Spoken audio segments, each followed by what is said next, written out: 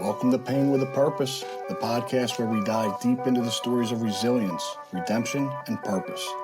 I'm your host, Chris Woods, and each week we will sit down with guests who have faced challenges with substance abuse, mental health, and recovery. But we're not just dwelling on the past. Instead, we'll explore what keeps them driven towards a purposeful life. Join us as we navigate the journey from pain to a purpose. With that, dude, welcome back to Pain with a Purpose, Season 1, Season Finale, Episode 20, which I still can't believe I even did this many of them, but thanks for coming out, dude. Matt Amato. I appreciate it, man. If I would have told me 11 years ago that I'd be on a podcast, I would have. That's right. Is the 11 years today? Nah, it's next week. Next week. Yeah. God willing. Dude, that's huge. Yeah. I'm on a podcast with the Hulk Hogan of Roxborough. Yeah, which is hard to believe because at one point, like, I was not.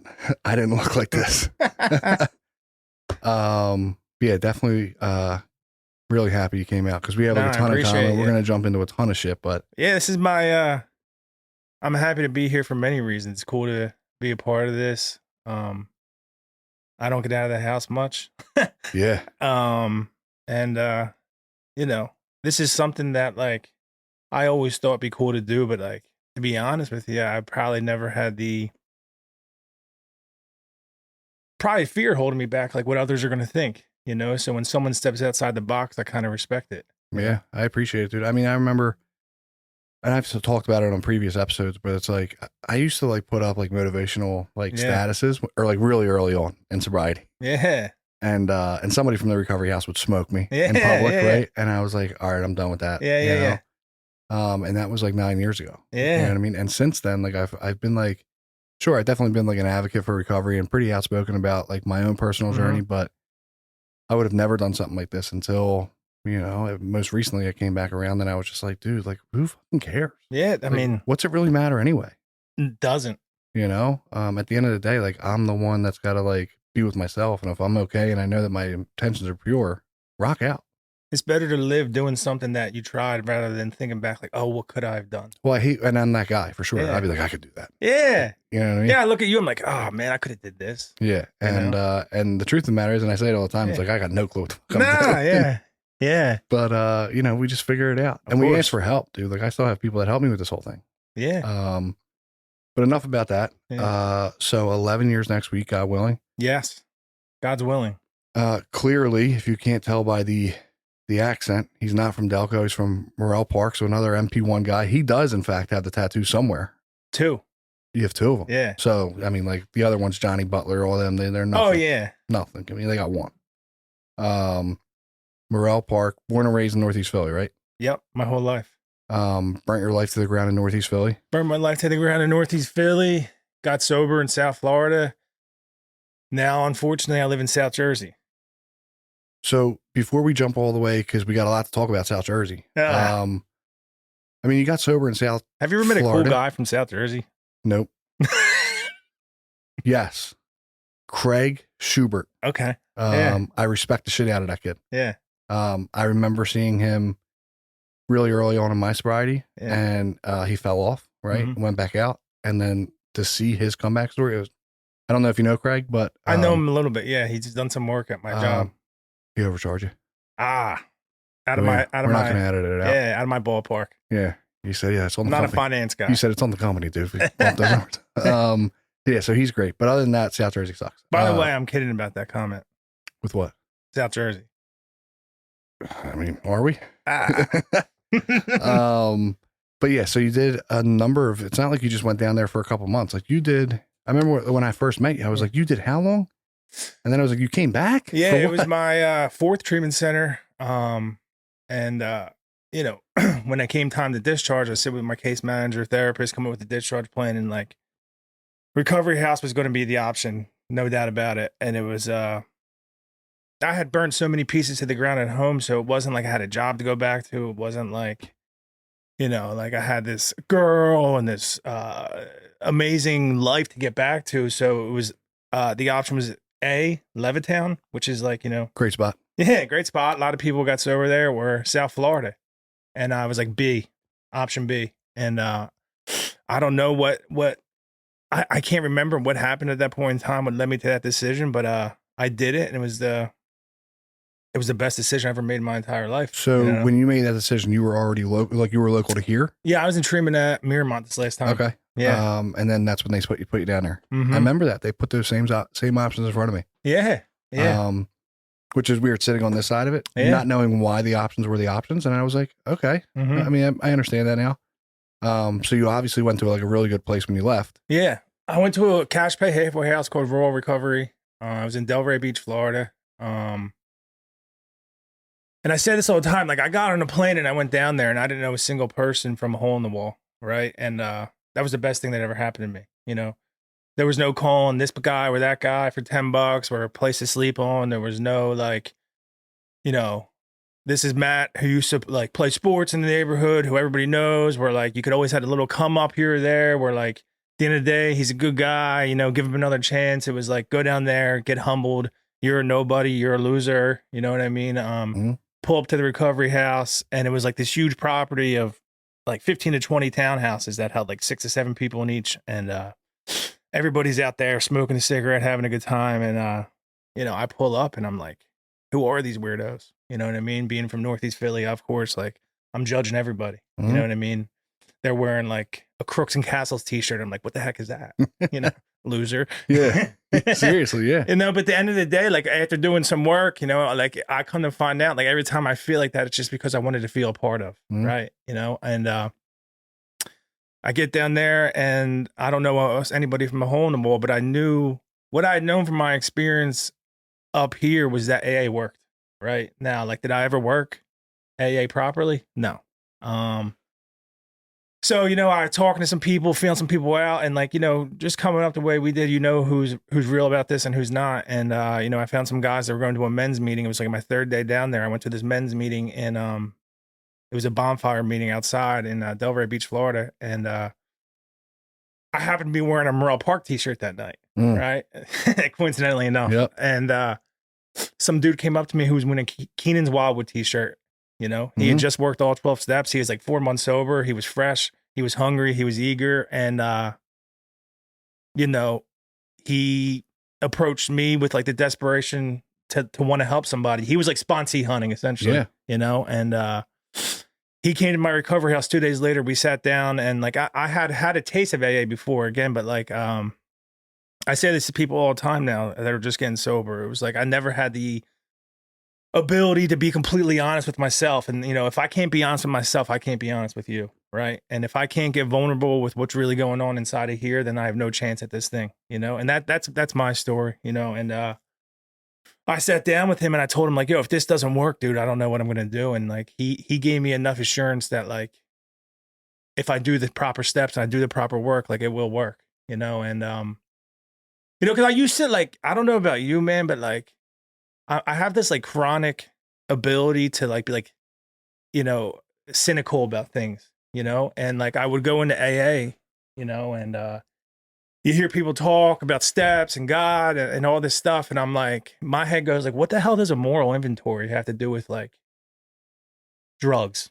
You know, like how is that going to stop me? You know? And it never registered. I overcomplicated this thing so much for so long, you know? And, you know, he simplified it for me. And it was like the first person in my life that like, you know, I had the ability to just to unleash everything that I was thinking and feeling and going through on a regular basis and never feel like judged, you know what I mean? And we're like, never felt like, oh, dude, I like sometimes you would preface it like, yo, you're not going to believe this one, whatever. And it would just laugh, you know what I mean? And like I say this to people all the time too. The 3 best words I ever heard in AA was like, I get it, you know? Because like you have these crazy thoughts, you know, you're just getting sober and you see all these people with their lives together inside the rooms. You're like, you know, I'm like, I'm a fat loser. I'm never going to have a girl. I'm never going to have a house. I'll never have a kids. I'll never have a good job. I'll never. And you share that with like, and for me, I had to share all those things with somebody in my life. Yeah. You know, and he gave me the space to do that. And he gave me the, you know, comfortability. And then like, I found a group of guys in AA down there who were about this thing. And like, my life just took off, you know? And like you said, man, my plan was to go down there for 6 months just to kind of, you know, freshen up a little bit. Yeah. And I stayed down there for 6 years, you know, and which is when I was like, and you came back. But yeah, I mean, it blew me away, right? Because I always thought that, like, when I think of Florida, right, like I think of two things. One, they go down there for a short stay, Yeah. come back, or they kind of just get like lost in the shuffle. Yeah. You know, Yeah. and not because of like bad treatment or anything Mhm. like that. It's just like I got lost in the shuffle up here. Yeah. You know, so It's very easy to down there. You know what I mean? There's Yeah. resources and there's up here as well. Yeah, because Mhm. you know when you're around a bunch of people who are trying to get sober, there's also gonna be a lot of people who are trying to get high. hmm You know, so then you rally together and like who knows what can happen. You know? And I don't know why I was placed in the position that I was when they did send me to Levittown, right? Because like as much as I went to a structured house, right, Mhm. those people in the structured house could have been not really about much. Well- And like God forbid, like, you know, you put me in there with my old mind frame, and I'm like, sign me up. Yeah. You know, it is what it is. Well, you know, you look back and you see all these pieces that connected that led to you getting sober, right? Mhm. Like, if I didn't meet this person who introduced me to this person, like, A, maybe I'm not sober today, Mhm. right? B, it's like my life has took off in so many different directions because of recovery, whether it be with relationships, with friendships, with jobs, with, I mean, anything, you name it, you know, Mhm. buying a house, buying a car. It's like, it's all due to relationships I built inside the room. There's so many variables. Yeah. The entire person that I am today, flaws and all, right, Mhm. is because of AA, right? Not Flaws and all. It's a good not one. saying that my flaws are because of AA. Yeah. Like I brought them with I've me. learned some of my flaws from people in AA. Well, you that too. Yeah. But I'm fairly certain that my flaws are absolutely, you know, like I brought that shit with me. Yeah, of course. But all of the good stuff in my life, absolutely, whether it be AA and ACA, doesn't matter. Just recovery in general, Yeah. Mhm. right? Like, is because I watched somebody else, and like for some reason, them being like a respectable person Mhm. looked more attractive than what I used to think was attractive. Yeah. Yeah. Which is like, you want to talk about a change of perception, like, you know, talk about a power greater than myself. Like, dude, like, you know, we could get deep, dude. Yeah. You know, because like if that's the case, like I always wanted the life that I had today for the most part. Like I don't Mhm. like any of the shit that goes on. in my Right, life, right. But I like the idea of the life that I had today. But like I didn't want to do any of the work. So like I always just went back to like the easier, softer way of like what I thought was what I really wanted was like a couple of hours in my name, Mhm. you know. I just wanted to whatever. wake up without the obsession to drink and use drugs. You know what I Well, mean? That was never gonna happen. No. That was never gonna You know? happen, right? And someone sitting much like in our positions today, they were like, "Listen, I promise you, it Yeah. goes away." Yeah. I'd be like, "Nah, it doesn't." It's not much different than things I'm going through now. You know what I Mhm. mean? I used to wake up and before my eyes were even fully open, I'm like, what am I doing today to get on? Mm-hmm. You know? And you know, Yeah. and in the early parts of sobriety, again, I have this like disbelief that like you're telling me the truth. You know what I mean? I'm like, nah, you're a little full of shit. You know what I mean? Like I'm not buying it, but like, you know, with the right people and the right message being passed along to you at the right time in your life, like it just resonates and something just takes off. Yeah. And I don't know, there's no real rhyme or reason for me at least, right? I don't know why I was what do they call it? God's grace, right? Which is an Grace. unmerited gift. Mm-hmm. I don't know why I was gifted God's grace when I did. Yeah. I am glad that I got sober when I did because I'm fairly confident that like if I was out there today, Yeah. I'd be dead. Well, we're talking about a lot of pieces that add up to getting sober, right? That outside of the work, right? And we're talking about the work, but it's also these other variables, right? And like, do you ever have these moments where you like almost get anxiety and the chills because you're like, why me, right? Mhm. And like, there's been so many other people that we both know, you know, who. So I was at Murph's cornhole tournament the other day, and his sister asked me to say a few words, and like I didn't know what I was going to say, but like I did say in passing, and I hope it was received well, but and I didn't mean it in the sense of like anybody that was on the other side that quote unquote is like normal or doesn't struggle with this thing. I didn't mean it in the sense of like they didn't make an attempt to like hang out with him or see like the sober Murph. But I was like, if you guys could have like really, really seen Murph, right? The way that like we saw Murph when he was happy, joyous, and free for like whatever brief amount of times or multiple brief amount of times, it was second to nothing. You know what I mean? My man could like walk in, see the most traumatic thing and make you somehow laugh. Yeah. And then on the flip side, I was like, you know, it was also his biggest downfall. Yeah. But yeah, I mean, like, dude, like we, you know, I don't know why. I don't know why I got sober. I know why I wanted to get sober, but I don't know why I personally got sober. There's people, I was talking to somebody today. Somebody went to treatment one time, right? Still sober. So that is possible. Yeah, of course it is. For me, it was 10. Yeah. For 4. you, 4, right? Yeah. Doesn't have to be everybody's story, but like, why did I receive God's grace then, right? I'm thinking I don't about know. it now, and I'm still perplexed a little bit. You know what I mean? Like, Well, everything that you like rattled off about what you, like your fears, right? Yeah. Like you were like, "God, kids, Yeah. car, you know," and I'm like running down the list and I'm like, oh, he's got that. He's got that. He's got that. He's got that. Like, and it's all stuff that like early on, it was like my fear, right? Yeah. It was like, well, what about, I'm fear of being alone, Mhm. right? Fear of not being alone. what about the opposite fears? I had a You know fear what I of mean? leaving Florida, right? I had a fear of staying in I Florida, had a fear of being successful. and a fear of failure. Mm-hmm. I had a fear of relapse Mm-hmm. and a fear of sobriety. Yeah. So it's like, where do I live in that space? Well, I mean, listen, now we're going on a whole tangent, Yeah. right? But it was like, my sponsor put it to me. He was like, do you have everything that you need right now? Right here, right now. Right here, right now. And he's like, forget about your bank account and where it's currently at. He was like, do you have everything that you currently need right here, right now? Mhm. And I was like, yeah. I mean, like, I could go for an energy drink, but like, he was like, no, seriously, like, you are going to like go to bed tonight and like, you're not going to get leaked on. Like, there's not going to, and I'm like, yeah, I live in a recovery house, dude. And then he's like, cool, but you have like, yeah. And the point was, I have everything that I need Everything. right here, right now. Now with like a decade sober, right? Almost, yeah, God willing. How do I get back to that space? That'll be. You remember when like Chipotle? That'll be episode 21.2. I remember when Chipotle or an iced coffee were a luxury. You know what I mean? And I think about that and the privilege problems and the disease of more that I have, right? You know, my friend always says this, and I say this line all the time. It's like, the only thing worse than an alcoholic not getting what he wants is an alcoholic getting what he wants, only to realize that's not what he wanted. And it's like, you know, Mm-hmm.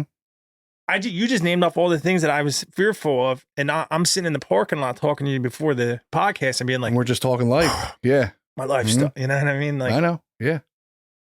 And that's, I mean, listen, what a gift, right? Yeah. What a, like, I mean, I guess like a normal person, or we say it often, right? Like, what a privilege problem. Mhm. Because I came in here and I sound like a broken record, but I came into AA, I didn't know how to make a phone payment. Phew. You know what I mean? Like, my mom was still yeah, flipping the bill for that. yeah, The hero that I am. I'm Yeah. like, you know, God forbid you tell me about myself. I'm like, watch how you talk to me. I'm Yeah. a grown ass man. Who pays your phone bill? All right. Dude? All right. So you did 6 years. 6 right? years. And then probably like 6.5. Like, we came in contact when? And I mean, obviously So we I played a lot of moved back. softball. Yeah. We definitely met heavily through the softball community, Mhm. if that's what the word is. I moved back November 2019, and I think we started connecting more probably the spring of 20. You know what I Yeah. mean? Playing softball. You know, that was a kind of like those years were, you know, when recovery softball was Mhm. booming, you know, and there was a ton of young guys. And I met so many people Mhm. through recovery, through softball, through Yeah. softball, you know what I mean? And vice versa. And it's like, again, that's where your connections just continue to grow. You know what I mean? Is it safe to say that Matt Amato coming back from Florida was the downfall of the URSL? It's when self-help took over back to back. Listen, if the heavy hitters could have kept it together, we would have been a problem. Yeah. We could have played on a national level. You would have heard all about us. Right. Shout out Nikki Miller. Yeah. But yeah, so I mean, the URSL was great, Yeah, right, it for was me, because like epic. you came back at 6. Like, Yeah. I was playing URSL as like an infant in Mhm. recovery. You know what I mean? So like, it was like, people are doing this and like taking it serious, and I was like, I found my people. And then there's like, you know, whatever, we could talk about that forever too. But then we started traveling, Yeah. which was really cool. Well, you don't think like, again, like, you know, the things that you think that sobriety will offer you, you're going to sell yourself short, right? Mhm. Like, I used to think that like, all right, yeah. So at first it was like, I just want to wake up and not drink or drug every day, right? And then it was like, will I ever have fun again, right? And you know, then you're traveling around to places across the country playing softball with 10 to 12 guys from this area, just busting balls, laughing and having a great time, and you're like, what?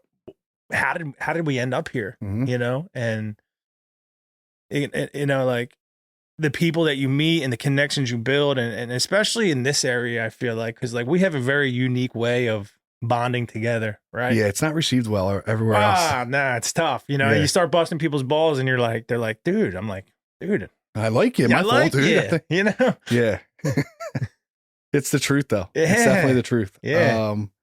Dude, but then my first trip, and I don't know if it was to Worlds or to Florida or if it was maybe even, I don't know. Right. Mhm. But like, I remember my first trip to, it was probably Vegas. Yeah. Right. And sober. Yeah. Right. Now granted, up until this point, like I had been on a plane a couple times. Right. Mhm. But I went all the way across the nation to play sober softball. Right. Yeah. And I would have to talk to like my people that don't get it. And they're Yeah. like, I'm like super sober. Yeah, I'm yeah, like, yeah. I'm traveling across the nation for softball. But seeing the recovery community out there and just Oh my realizing God. that like our recovery really, right, is so much bigger than like me. You know what I mean? Like this thing is like really, really deep, and seeing how like, and like we were, for all things considered, like we played on a team that like, we weren't going to the meetings, Yeah. right? Like we were Yeah. out there, like as much as we were out there for recovery, like Mhm. we were also out there to like have a good time. Right. I mean, we also were probably a little over the top in terms of wanting to win, you know, and there's some people Yeah. you meet from like the West Coast who are like, they truly just care about fellowshipping and having a good Yeah. time together. Mhm. And you're like, am I missing? Like, they get it more than I Spent do. $3,000 to get out here, but what do you mean, dude? I'm coming home with a ring. Yeah. Yeah. But like, dude, that was a blast. You know Oh, what it's I the mean? best. you And know? then, you know, I say whatever I say about him behind closed doors because it's closed doors. But next thing you know, I'm like rooming with like Tyler Boker, Yeah. right? Love the guy to death. Didn't know him from a can of paint up until that point. But like, I remember him when I was going to treatment, coming in and speaking. Mhm. We were talking about life going full circle. The next thing you know, I'm traveling the nation with this fucking Yeah. dude that I used to look up to that I was like, this guy's fucking lying. There's no way he's sober. Yeah. Mhm. Clean. Sorry, Tyler. Clean. You know, and then to find out that he's just like us. Oh, dude. You know what I mean? He just lives by principle. Well, that's what I realized a lot too when I lived in South Florida was like, regardless of how we grew up, where you grew up, and all these other factors, yeah, there's some differences there. But at the heart of all of us who are in recovery and getting sober, are sober, like, dude, we're all the same. Mhm. You know what I mean? There's like so many characteristics and traits of each other that like you can just get down with, and you can talk to people and connect with people if you allow yourself to. No matter where you're Yeah. from, you know, religion, race, creed, whatever orientation it is, you know, it's a whole like and even more so. And I think in the past 10 to 15 years, there's this whole recovery community that is, it's been like, the rug's been pulled out. So like, is that the word I'm looking for? We're like, it's out there, you know what I mean? And we can Mhm. talk about it. Not that, Yeah. yeah. And it's like, it's something that's like, you can be proud of. You don't got to be shameful about Yeah. it. You know what I mean? And the celebrities are talking about it. Athletes are talking about it. And it's just there, you know? So first was the substance abuse. Now it's going to be like probably mental health, right? Mhm. Like, because you're seeing the celebrities start to talk about it and like the severity of it and whatnot. And it's like, hey, you're late to the game, been dealing with it for a little bit here. Right. Well, it's like Tangent, right? Yeah. URSL, right? Mhm. My theory is part of the reason it's no longer here is because how many young kids are getting sober nowadays compared to what in our generation? And I'm not saying they're not willing to get sober, but it's just you're not seeing it as much. You know, like you work in this treatment, you see a lot more middle-aged alcoholics, Mhm. post-COVID, we kind of call it, you know, And I don't hit nearly as many meetings as I used to just because of the way that like my life's set up and Mhm. like, you know, I have like, you know, responsibilities at home and whatnot. But like, even when I was going like religiously, like, you know, not missing my home group, like, where's the newcomers? that was what I was going to bring up. Like we were fired up about it, dude. We Mhm. started a new big book meeting. We were getting down to the solution. 4 or 5 of us would show up every Mhm. week in and week out. And that was it. You remember when you were like through your steps and like, you know, you were like, go get a sponsee, right? Mhm. Like easy peasy, you know, Mhm. back then. Nowadays, it's not saying it's not but it's just not like you could walk into any meeting in this area, South Florida, ever, and there was a new guy there who needed your help, Mhm. right? Yeah. I walk into meetings now, you know, and like oftentimes there's not a new guy, Yeah. you know? And if we were to really get into it, like what are we really talking about in the meeting? You know what I mean? And like, that's like where I kind of don't align with like all of the message in AA, right? Mhm. Where it's like, I don't need to go to a meeting to talk about my problems. I have like a support network for that. Of course. I would much rather talk about like causes and conditions and like Yeah. talk about why I tick and why I actually still need to come to places Mhm. like this. Mhm. But that's again, a whole nother topic, right? Yeah. Yeah. I mean, It's funny as you get the more time you get sober, you develop, and you know, I think with like an open mind, you can start to have an opinion about certain things in AA, in work, and whatever, and like not allow it to hold you back from like being a part of AA, but to be like, that's not necessarily what I'm here for. Yeah. My cup of tea. And I don't think there's anything wrong with that. You know what I mean? Sometimes I go to AA and I'm like, what are we doing? You know what I mean? We're just sitting here hanging out, but like when there is that new guy there, am I more focused on my like boys at the meeting? Or am I trying to actually seek out that maybe that one kid who's there? Listen, and I've been on both sides, dude. Yeah. I've been on both sides Yeah. where it's like, and we'll get into this in the next part, but like a lot of times, like for AA, especially, I don't know, 7, 6, 5 years ago, like AA absolutely was a safe haven where I was just getting out of my house, and I was just with a couple guys that were like me. You know what I mean? Yeah. And I might have shared, and I might have like been honest, but like really, I was there just to like be around some guys. That's it. Yeah. Oh, I get it. So we'll jump right into that. Yeah. So no, with that, I'm going to take a second here, just to do the whole fucking, YouTube thing, right? Because I got to tell these people, like, smash the like button, like and share, like and share, the whole 9. So we're on YouTube, Pain W Purpose, at Pain W Purpose. All other platforms, YouTube included, but Spotify and Apple. Pain with a Purpose podcast. Pain with a Purpose. Gonna try to switch it up next season. Don't really know what that looks like just yet. I'm thinking more of like loved ones, right? That's cool. Maybe some like addiction professionals and seeing how they, or maybe we do or don't align, type deal. With like lived experience, all the way to like what's written in a book, maybe. Well, to that point, I mean, I'm not going to talk about work, but with my job, we in the past 2 years, I think we've dove into more just treating the family members just as much as the patient, as best as we can, right? And the results that we've seen from that, it's profound because like, are they part of the problem, right? And most of the time, even from a loving standpoint, yeah. And then B, how can they be educated and helped to know there's a solution for them and their loved one, right? And then C, they need healing as well. You know what I mean? They need a place to go to talk about how addiction has impacted their life and their relationship with that loved one, son, daughter, husband, wife. Yeah. And it's a huge part of it. Oh my God. Huge part of it. To this day, and I'm sorry, Mom, but I'm going to say it. My mom still has yet to go to a, what are they called? Al-Anon. Yeah. For reasons I don't really understand. Right. But whatever, like her journey's her journey. And I think there's like a stubbornness in a lot of old school Philly people. My mom, the same way, Well, I think she has like maybe like a distorted perception on like she thinks it's a very dark place, and it's not. No. If I understand it correctly, it's very much like a beacon of hope. Yeah, of course. But yeah, I mean, like there's stigma that surrounds that too. Yeah. Love you, Mom. You're the best. You're the, you know what I mean? Still, anything that I can't even come to mind right now. I love you. Yeah. But let's talk about like getting out of the house. You know what I mean? Are we vaping? We're vaping. Yeah. I mean, you're juuling, so that's not even considered a vape. I don't know how you afford that. I don't even know. So most recently, right? I remember, let's take it back. I don't know. A year ago, right? Yep. You broke the news. You were like, hey, Melissa, right? Yep. Your girlfriend.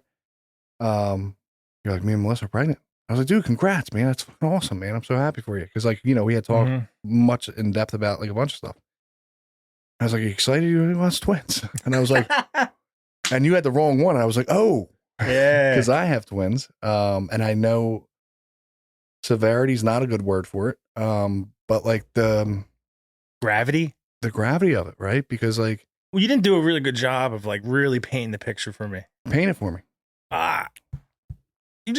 I don't even remember what you said, but like, honestly, I don't even think you could have put into words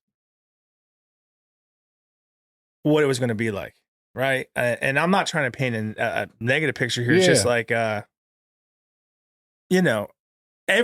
how do I say this?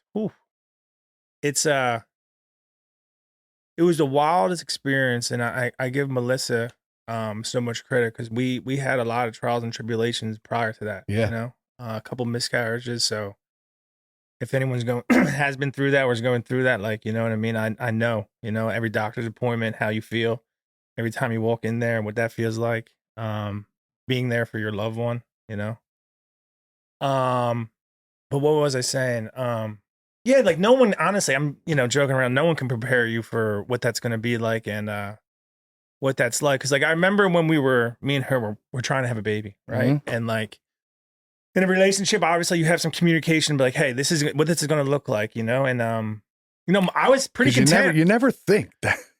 You know what But I mean? I've been around a little bit now to know, like, all right, let me have an open and honest conversation about like what your expectations are, what my expectations are, and like how we feel about this, and this, right? Mhm. And you know, and I felt good about our conversation, about our communication, and we went in and we, you know, like I said, had a couple miscarriages along the way, and then she got pregnant, and I remember she called me and she's like, "It's twins." I'm like, you know, awesome.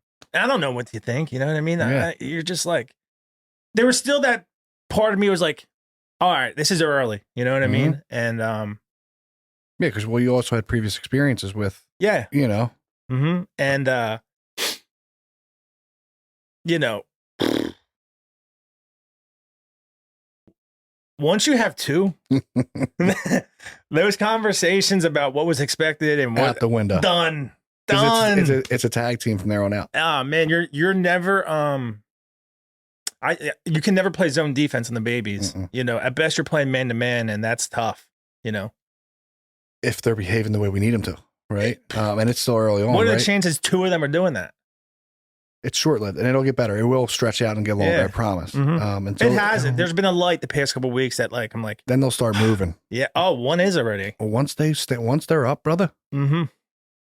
shut it down. Yeah. I remember when we found out that we were pregnant. Kel had just started a job with a company, and her insurance didn't go active yet, right? So we're in Levittown, Yeah. and we go to the women's clinic Mhm. on Veterans Highway. We walk in there, and we're like, "Hey, I mean, this is where we got to go. Whatever." Doing the ultrasound, I'm still coming to grips with like, I haven't met her father yet. Mhm. You know, I haven't met, you know, like we haven't told her brother yet, Mhm. who she thinks very highly of, right? Like I haven't told my family yet. Mhm.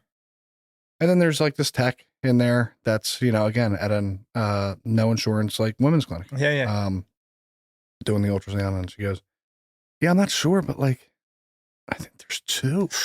Yeah. And I'm like, "Hun, get your boss Yeah. right now. What do you mean?" Don't say it like that. Yeah. And she comes back and she's like, "Yeah, congrats, it's twins." Yeah. Kel immediately starts crying. Mhm. Right. I don't know if it was happy, sad, but she was crying. I Mhm. laughed. Same. I laughed because I'm like, how are we about to do this? Oh. You know, because I know me, like about to walk into like some, you know, like fatherhood. And I'm like, I don't know how I'm going to do this with one. And then you just dump two of them. And, you know, the truth of the matter is like, it does get easier. It's going to get harder before it gets easier. It's hard any day for us. It's no different than sobriety, man. It's like, Yeah. there's days, man, I got to just breathe, Mhm. you know, and just take it one day at a time. Mhm. 1 day at a time, 1 hour at a time. Let me get to the next bottle, the next nap.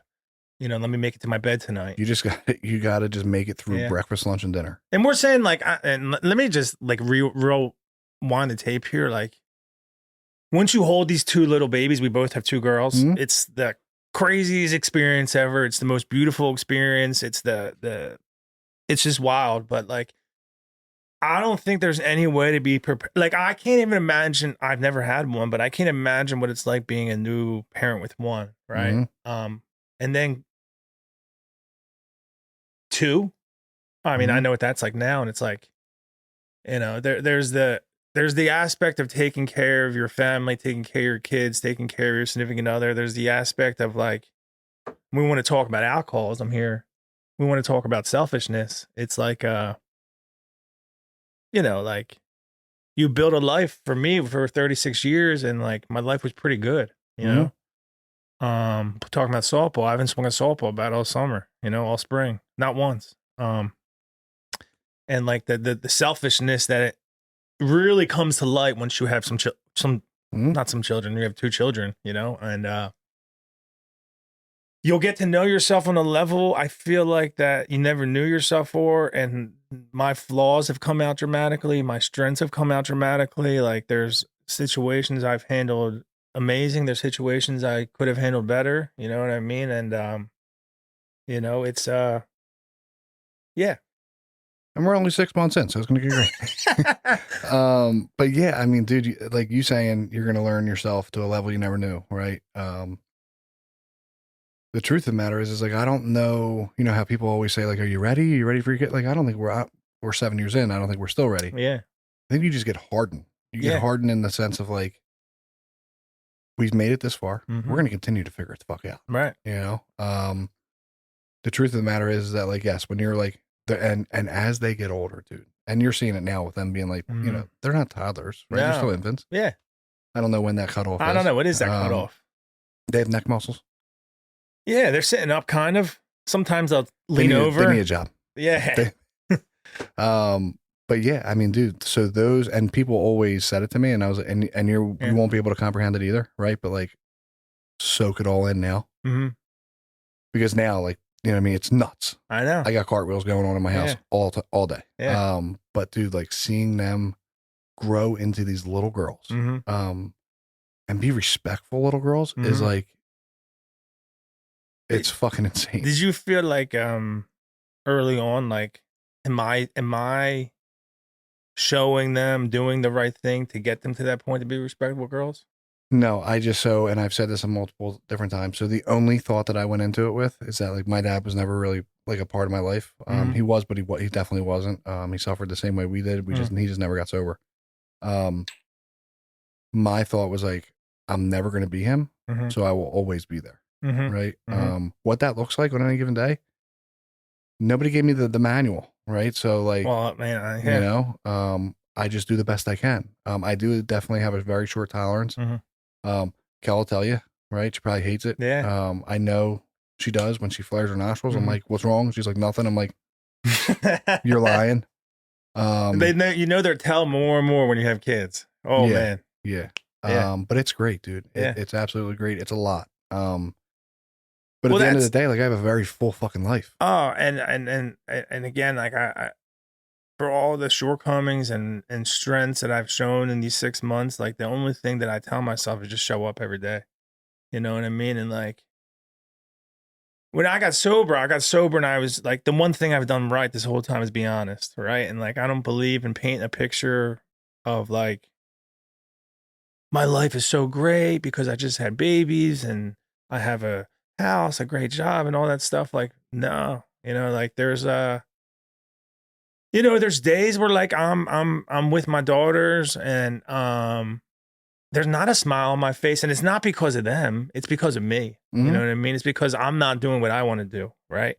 But there's also like on top of that, there's this whole paradox about fatherhood, and I don't know if you experience this. It's like there's times when like all you want to do is like be at the gym, playing softball, playing golf, or something like that, and then like, you know, you have an opportunity to do so, you know, with your partner, your wife, girlfriend saying like, yeah, go ahead, do this one time. And like, you're out there and you're like, I feel guilty.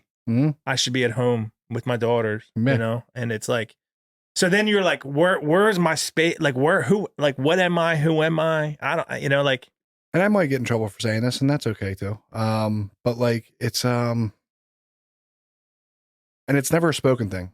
At least in my house, right? So it's never really a spoken thing, but it's like it's always in the back of my mind, right? Like the clock is always, it's never going away, right? Like the clock is always going to be like, you know, especially when I go to the gym, I'm like, fuck, yeah, I gotta, you know what I mean? Oh, you still feel like that? Yeah, but like whether, and I don't know if it's just like an internal defect of mine, but for me, it's almost like a level of respect where it's like I gotta get the fuck home. Yeah, of course. I've been out of the house for 2 hours. Yeah, you know.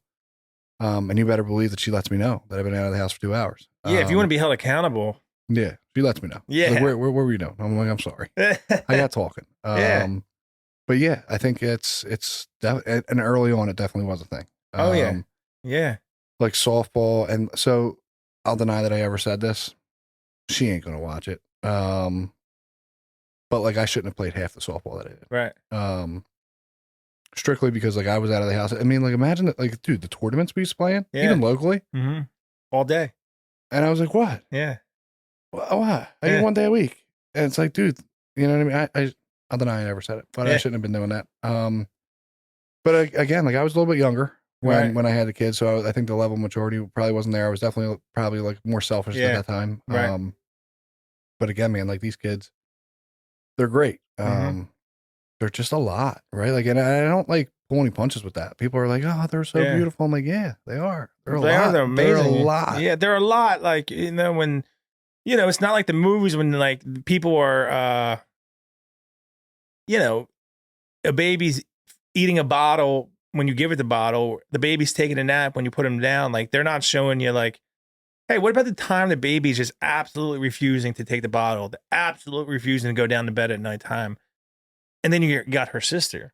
You know, what is she doing? You know, it's like, and it's funny. Like every time you think like you're getting a little further along with one, you know, the other one maybe has like a little step back. You know, and this is like a twin thing. And again, like I always go back to like I have people in my life who I'm still honest with. I still stay connected with on a daily basis, and because I can't make as many meetings as I did, and it's like, yeah, like I don't want to do it every day, dude. Like I'd be lying if I did.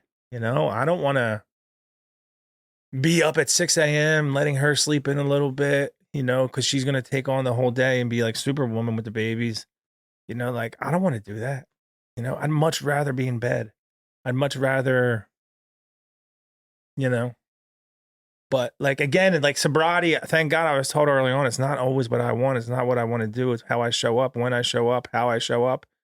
And I don't always show up great, but like I do show up, you know. It's So there's a guy in Northeast Philadelphia. Might know his name. Played a huge part in my sobriety, whether he knows it or not. I know that we're not supposed to put people on pedestals, dude, but this guy is just like salt of the fucking earth. And I know that he has his flaws, and I love him for it, right? But his name's Ricky D. And he said something so profound, right? And sometimes I use it as a weapon in a joking way, but usually to kill. But it's like, when's the last time anybody asked you what you wanted? You know what I mean? And like we're taking it out of context, right? But like the truth of the matter is like in the third step, when I like made that decision, I signed on that dotted line, right, to do God's work. Wouldn't God's work entail me to be a father to the best of my ability? for sure. Even if that means like not hitting the usual meetings that I want to go to just so I can hang out to get out of the house. Right. Well, he's got to look at the motive too behind it all. It's like I can easily, like we were talking in the parking lot, I could like use it as a scapegoat to be like, hey, I need to get to this meeting for my like. Where's my my relationship with God? In my opinion, should be enough to carry me through this time. Absolutely. You know, to not just go to the meeting and hang out with my boys. You know, like you know, that's for me, my opinion on my sobriety, you know, and it has been up to this day. Again, like, you know, it's God, like 6 months in, and I don't even know I still don't know what's going on, man. It's a whirlwind, and like I've also been able to understand the strength of a woman with children and babies, because like that, like especially early on, man, like the love that I thought I felt for them, it's not even remotely in the same ballpark as the way the mother, Melissa, has felt about them, and the way that they care for babies. You know what I mean? And you were talking about your mom earlier. In a way, it's like also come full circle for me, where even like my relationship with my own mother has kind of shifted a little bit with this. You know what I mean? And the way she's shown up for me and Melissa, and her mom as well in these times, because it's like, yeah, you don't know until you know, you know? Absolutely.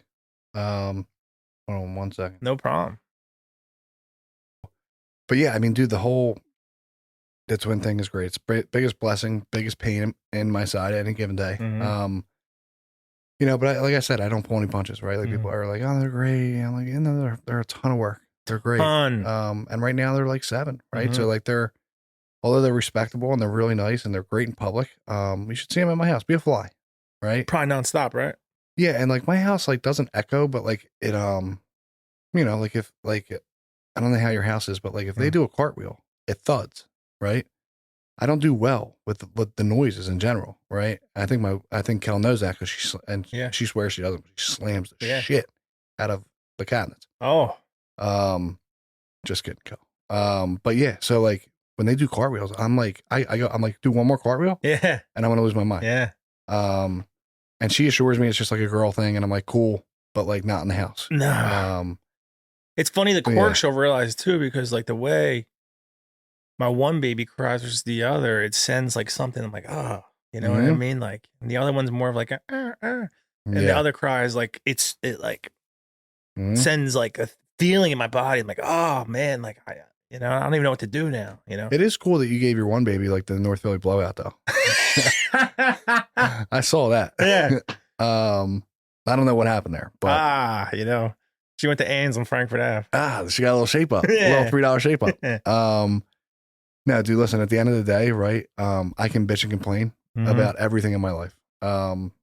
Everything. It's literally all the blessings that I'm just like not seeing clearly. It's perspective. It's not. It's the fundamentals of recovery don't change as you get sober. It's just like, I think at times we get tainted with more experiences that lead us to a better perspective, and at times we get tainted with experiences that lead us to a worse perspective, you know, and like the worldly clamors, you know what I mean? Social media, you know, like especially like, listen, like when you're up in the middle of the night with twin babies and like, you know, go on like social media and you see the freedom that other people in your life have, you'll start to go to a dark place sometimes, you know? Yeah. And, you know, but like, again, like to bring a full circle, right? There's people out there who would give their right arm to have babies, you know? And I've been through that a little bit, so I can, you know, I have a little bit of experience with that, you know, and like, but we don't think about that in the moment, you know. In the moment, it's so much different. Oh. In the moment, it's so much different. And listen, like we could go on a whole tangent, right? Because like the parents are always going to tell you what you should be doing, right? Or the grandparents, I should say. You know, and like they did. Well, everything that worked in the 1970s is 100% illegal. Can't give kids alcohol anymore. Nor do we have it in the house. You can't. Melatonin was our best friend. You know, but like, listen, I don't know. Maybe I was blessed, and I have faith that you're going to be blessed as soon as they can. You know, they're just going through a rough patch. Yeah, I think, and then they're going to get out of it, and then they're going to teeth. Oh well, one already did. Okay. Yeah. All right. So it's like when you there's like let's just going to keep going. Yeah, well, like there's also like a subsect of parenthood inside the twin parenthood, where like, you know, you can go through things and you're like, yeah, you know what I mean, like that, like, you know, not to differentiate us, but like it's different. Yeah, you know what I mean? It definitely is. Especially when you go through like a teething of one, like, and knowing in the back of your mind, like, oh, I got still one more to go through that. Yeah. To my daughter at 7, right? So I think her molars are coming in. And she was crying so bad the other night, and it was like excruciating, right? Because a 7-year-old crying compared to a baby crying, right?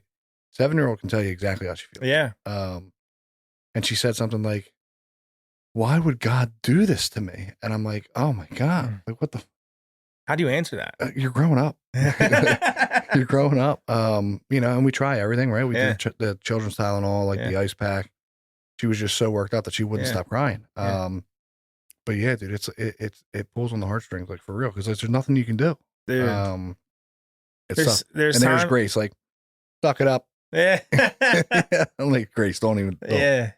And like we were talking outside, and you know, one of the blessings of having two, again, we talk about it, is like I have 2 different personalities already. You know, the one that, you know, they came out, which is the craziest thing, and one was very identical to me, and one was very identical to Melissa. Really? Oh, nuts! Yeah. No way. Yeah, you didn't notice that? No. Everyone always is like, oh, that's your, you know, and it's the lazier one's me, which is not true in real life, but the other one that is off the wall running. It's Melissa. Yeah, yeah. She's very needy, of course, you know what I mean?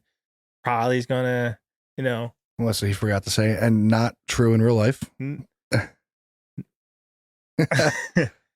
But shout out to her, Yeah, right? Because I mean, imagine, you know what I mean? I said it to the outside, right? And I was half joking, but half serious, right? Because it goes into that original thought of like, yeah, like I'm always looking at the clock, right? And I'm always like, shit, I need to, you know what I mean? Yeah. And I was like, hey, listen, I know, right? Whether we're done in a half hour or whether we're done in an hour and a half, it's still going to be, you know what I mean? Like you're walking in from the house, right? And she was just with the girls. Good, bad, or indifferent, right? You talk about the time, and you're like, I'll do the mornings, right? I'll wake up, change the diaper, feed both of them, and like I'm like, I'll let her sleep till 8 o'clock, and I'm like, 7:52. You know what I mean? Like I know 8 o'clock's coming, dude. I'd be like, and I don't even think about like for the past 6 months, she's been there every single day. I go to work, right, and like. Yeah, that's one of the things that we argue about. Like, oh, you get to go to work. It's like, well, I'm also carrying us, right? You know, it's like no one wins that argument, you know? Yeah. But like, I couldn't even imagine, you know, like, I don't know, you know, respect to I don't know.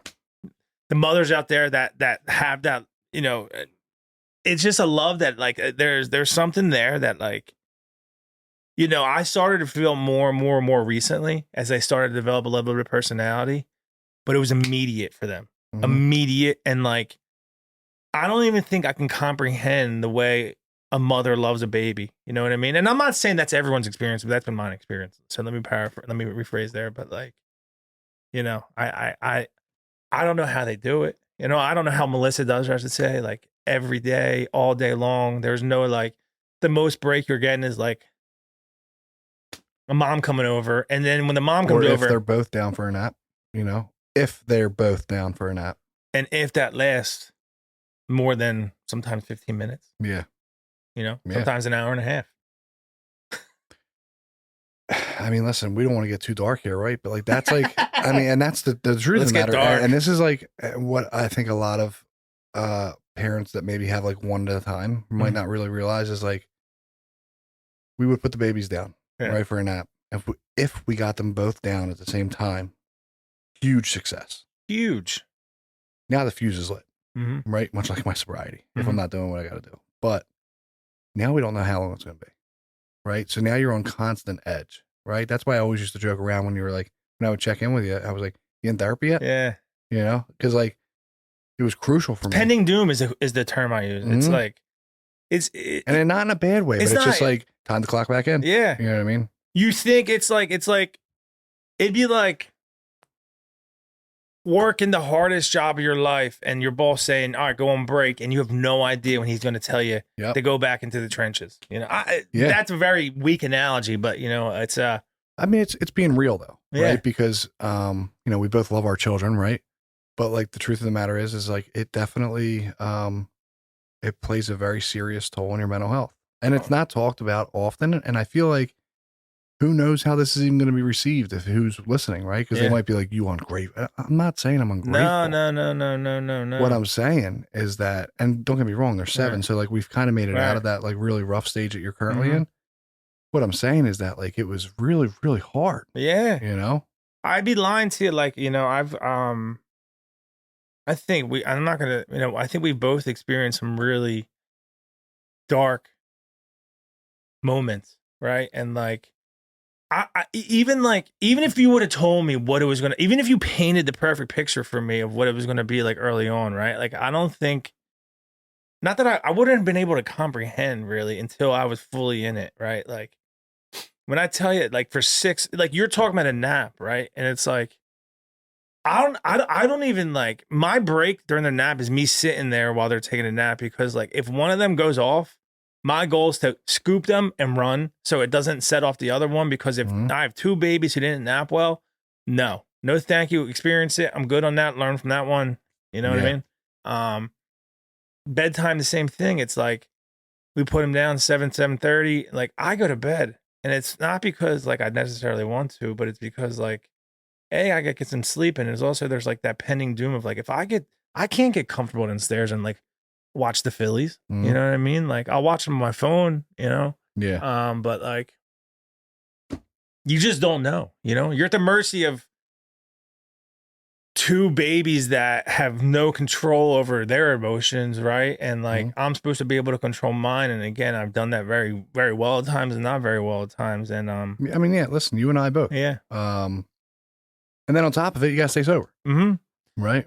You got to stay sober. You got to take care of yourself, and you got to like, routine, right? Like there's no routine right at this stage. Like we're just right starting now, to it's very much up in the air. Yeah. We're starting to try and put some pieces together to like figure out like, hey, how can I get to the gym more often? How can she get to the gym more often? And how can I get some time for myself? How can she get some time for herself? And it takes constant communication, constant pivoting, constant change where like this comes up this day where it's like, you got a job, you got two babies, you got a significant other, you have family, you have, everything. And everything has gotten thrown to number 2, 3, 4, 5, 6, 7, and number 1's the babies all the time. Yep. Right. And like I again, you're right. I don't think people talk about that enough. Is like it can take a toll on your mental health, right? And like for a while I probably was like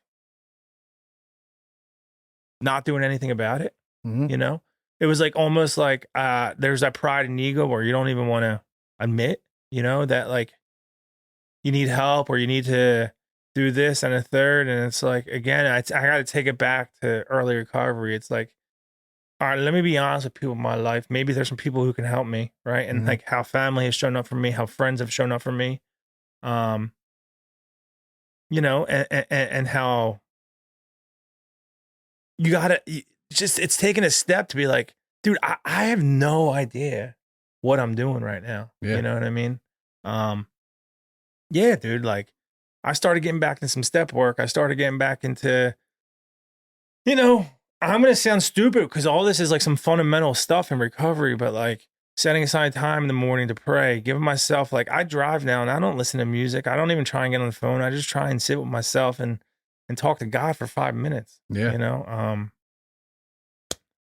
Listen, if that's going to change the perception or like give you a new lens or let you have a new experience with the day, then like that's what we got to do, right? Like I do recognize that there's days like most recently, right? Like if I get smoked at work, like I just had like a really busy day at work, and I'm still like a 21-year-old kid when it comes to being in the car. You know what I mean? Like I'm like that guy, right? Yeah, like, I heard you when we were pulling the parking lot. Yeah, I'm like that. You're like guy. Vin Diesel. Yeah. Yeah, you never had your car. But I like blast music. That's just like my thing. Yeah. Usually not the most like respectable music, you know what I mean? Because like I like to live in my head and I'm going to my 9 to 5 and I'm talking about like, everything under the sun that my recovery doesn't let me do. Suggest I shouldn't do. Right. But like, yeah, I mean, dude, there's times where I'm just like, it's not even a thought. Like I don't even put it on. And I'm just like, next thing you know, I'm 20 minutes down the road. I'm like, right. Fuck, I'm smoked. All I needed was silence. Yeah. Yeah. And I walk back into the house and then now that they're 7, one of two things happens. One, they're watching their show and you can't fucking break them. Right. Right. Cause they're just glued. And I'm like, yeah, Dad's home. Right. They're like, right. Or they come running up and like give you the biggest hug. And they, I think they're sometimes messing with me, trying to make me feel better. Yeah. But like, that's like the joy, like that's like the bright spot of my day sometimes. Right. And you'll get there. Much like sobriety, right? Where it was like, I promise you, right, that like this obsession will pass of drinking and drugging. I promise you there's better days ahead. Well, right? I ask people all the time, like, when's it get better? When's it get better? And like, yeah, everyone has a different answer. And it's like, I'm looking for an answer that's not real. Like, there's no real answer to that, right? It gets better when my perspective gets better. Yeah. This is God's honest truth, right? And it's a small win. You know what I mean? Like I said, I take care of the morning and like when I'm changing Sophia's diaper and she's waking up and she's looking at me and she has the biggest smile on her face and she recognizes her dad and I'm her dad. Dude, there's nothing like that, Yeah. Pause. Hold on. Yeah. So enough about the twins, dude. It ain't that deep, dude. Nah. Listen, it's unreal, Melissa. This guy. Yeah. I had to take my shot. Yeah, I mean, she ain't gonna listen. It's okay. If she could just, give me a break sometime. Yeah, unreal. Let him hit the links, dude. At least 3 times a week. I know. I'm not Superman. Nope, I shouldn't say that. I was gonna say, I say it too often, dude. I was gonna say, and this is probably not their thought, Yeah. right? But this is how I perceive the female's head in this situation, where it's like, that's all he wants to do. Yeah. And I'm not, Melissa, I swear to God, I don't know you from a can of paint. That's not what I'm saying. It is. But you know what I mean? Like, and that's, again, that goes into my own selfish shit where it's like, am I asking to do too much? Right. Yeah. Or am I not doing enough? Right. Well, that's another thing that you really start to question is like, am I being, because like, yeah, we all need to take care of ourselves, right? Which requires us to do things for ourselves that give us some sense of peace, right? Yeah. And it's like, is this selfish or is this needed? In this day and age, I mean, like in this time for you and Melissa, right? Like, you'll come up with that list, but it's probably needed. Yeah. You know? Yeah. Yeah, it's tough, right? Kind of trying to like think outside the box, right? He did actually just tell me that he was going to send you to the spa for a full day, so that's pretty cool. Yeah. Right. But like I had to do stuff like that early on. I had to do stuff like that, right? Like, hey, like, just go, right? If she's anything like Kel, it'll be like months before she actually goes, right? Because like it just started to kind of become like, you know, for like day one, I wanted her to trust me to take them in the car, go down the shore, hang out with them for a couple hours, you know, like being exaggerating, but like she was like, no. And I'm like, but I'm their father. You know what I mean? And like, you know, the first time I did it, I was like, yeah, nah, she's right. You know what I mean? Like, I'm not built. I'm not quite ready. Did I ever tell you? I never told you this. Did I ever tell you the story? I lost the twins. No.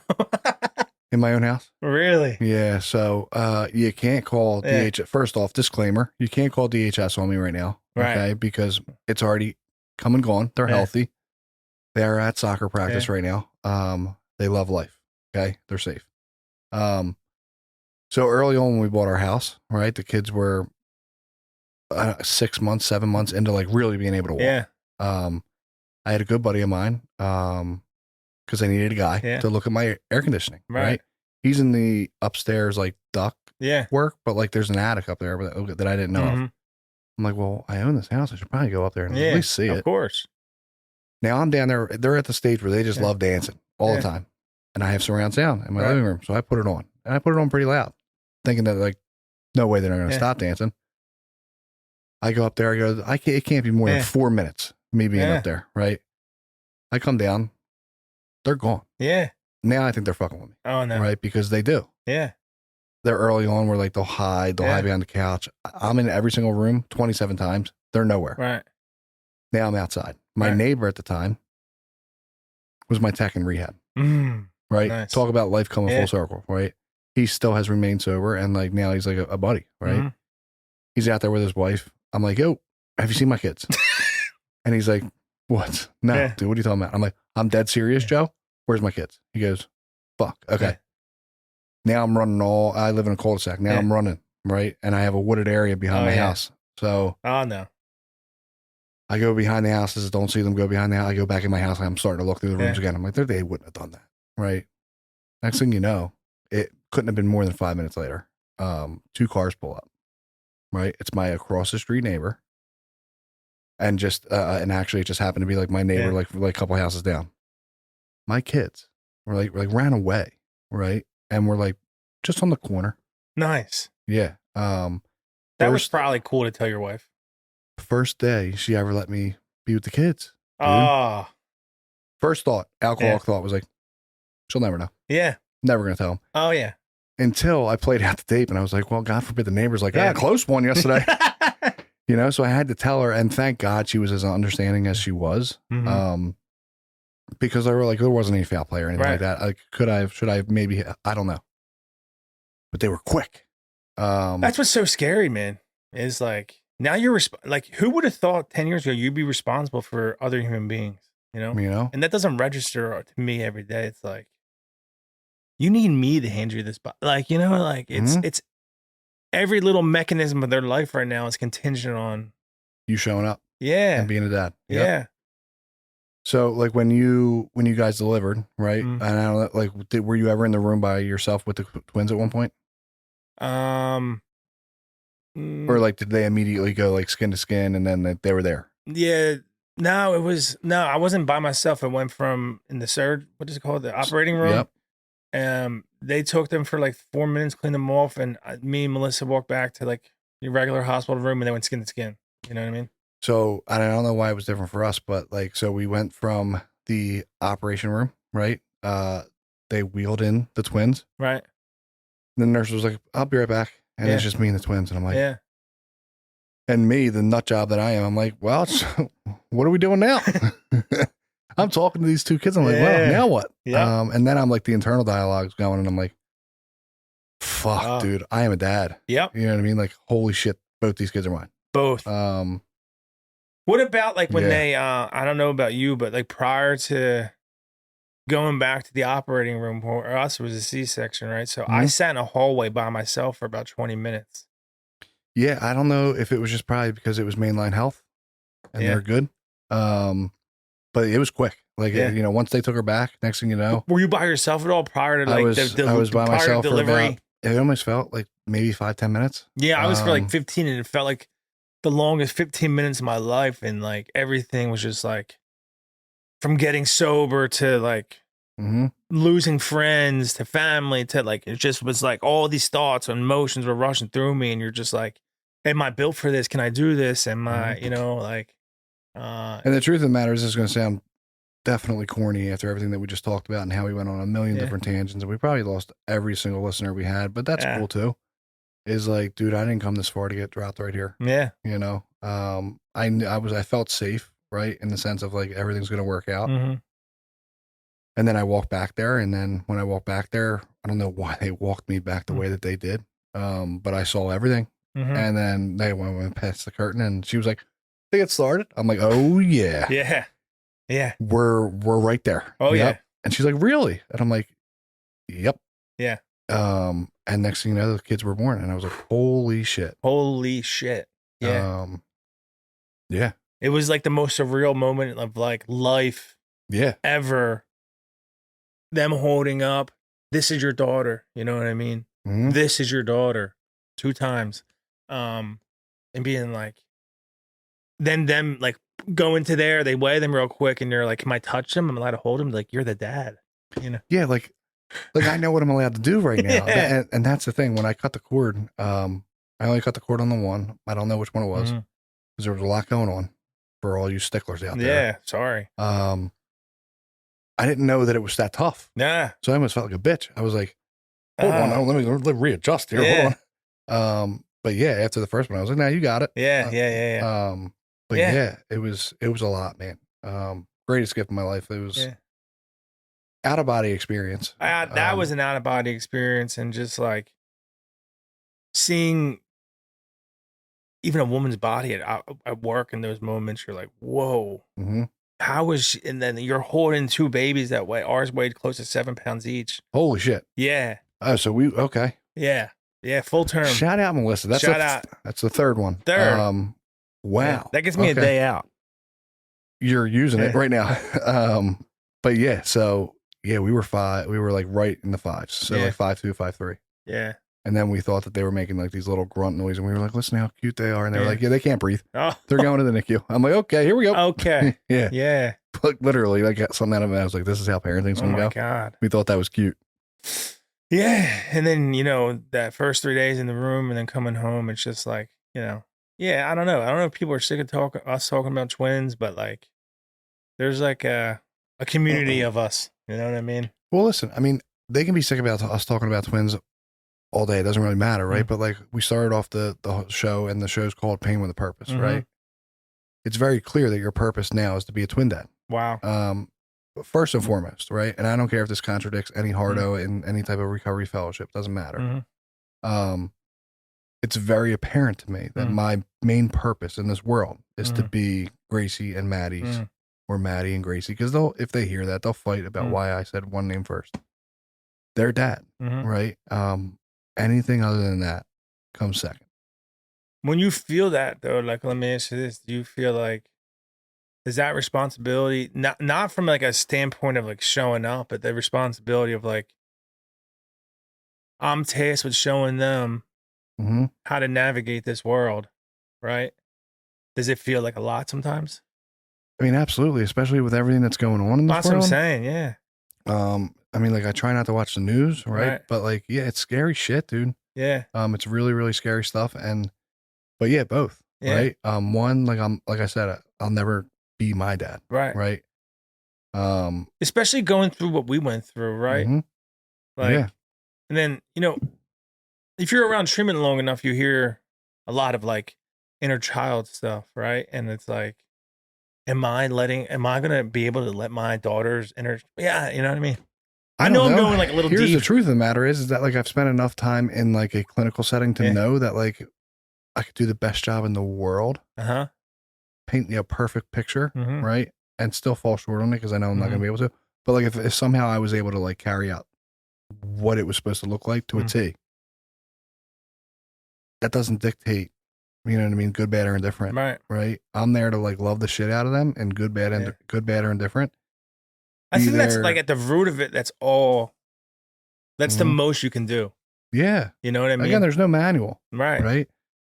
Is there going to be stuff from their childhood and like they have a pretty good life, right? But like, is there stuff that I'm going to say or do that they're going to take with them, which may not be the best? Maybe. I don't know. But again, like, but is there also stuff that you're going to show them and teach them that's going to help them flourish in this world? Probably. I really hope so. Yeah. My work ethic being one of them for sure. I'm also going to carry that into like, I tell them, right? Like many of the podcasts, if they watch the YouTube, might not know.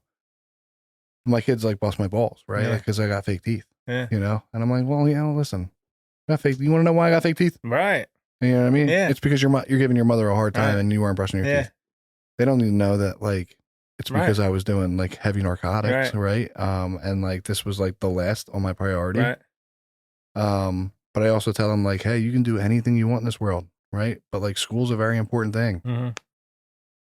A lot of my stuff is lived experience, and I've been gifted in the way that like, yes, like we were able to live a life that's like really cool. But I work my fucking ass off, and I don't think I really should have to, or I wouldn't have had to if like, don't fuck it up now, right? Well, I think too. Like I was going to ask you. I'm not trying to interview you, but no, it's fine. Like, we both have girls, right? Like, do you think navigating that as a father, or like trying to show in this day and age girls how, you know what I mean, how to navigate and walk through life is something you have to think more about or less about, or like? So I said it to Kel the other day, not the other day, like midsummer or early summer, right? And we were on the boardwalk and I'm like, Kel, no, no, they're not, you know what I mean? And most recently I started like a side business where I'm doing like content stuff. I'm I've been like covering some of these like high school football games. Right. And I remember me in high school. Yeah. And now like looking down on it and I'm like, no, like, and I don't know what that's going to look like. I really don't. I can only hope that like they can have a well enough head on their shoulders to know like what's good, what's bad, and what's right and what's wrong. Right. And even if they're doing something that's like what's wrong, like be able to talk to Kel about it if they're not comfortable talking to me about it. Because there's stuff even now at 7 where like I just don't feel comfortable. Right. Like they're still like my baby girls, right? But like now they're 7, right? And like I've started making comments around them, like, "Oh, put a shirt on," right? You know what I mean? Right. And they're like, "What?" She's like, "What? They're girls." I'm like, "They're baby girls." I'm like, "Yeah, put a shirt on, dude." Yeah. Storm doors open, okay? So like I don't know what the answer is for that. Yeah. I know that like I'm gonna try my best, right? And like whether it's right, wrong, I have no idea. Right. I know like what my conscience is and like what my morals and values are, and I also know like what my morals and values weren't at one time. So I think that might even like distort my thinking a bit. I think you said something there that's pivotal, and I think it's something we learned in recovery, which is that like, outside, we said one thing was like giving them the space to love them no matter what, right? Fuck's that say?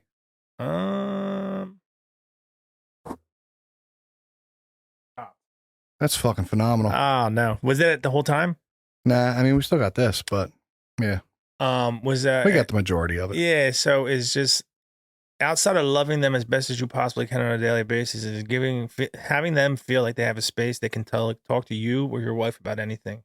Yeah. And I'm not saying I didn't have that in my childhood, but like it was a different time, man. I mean, we didn't even talk really about like our upbringing or really, right? But like nobody told me any of the stuff that I really brought into like my early teens. Mm-hmm. It was all stuff that I inherited. It was all stuff that like I thought like, I mean, like if I want to be a man, I don't talk about it, right? And like if I wanted better grades or a better job or a better looking girl or whatever the case was, like you just buckle down, you do it, right? I was never, although my mom was always there and always told me, right? I just never did it, right? I just never talked about it until I eventually burned it all to the fucking ground, and then I had no choice, and I was in a fucking recovery house, and they were like, "Hey, that's actually what we do here," and I'm like, "Nah." But that is definitely the goal, right? To have them be able to like be comfortable enough with either one of us. Both of us would be a bonus, unless it's getting weird about boys, and I'm like, dude, I'll kill somebody, right? But yeah. I mean, I think that's something that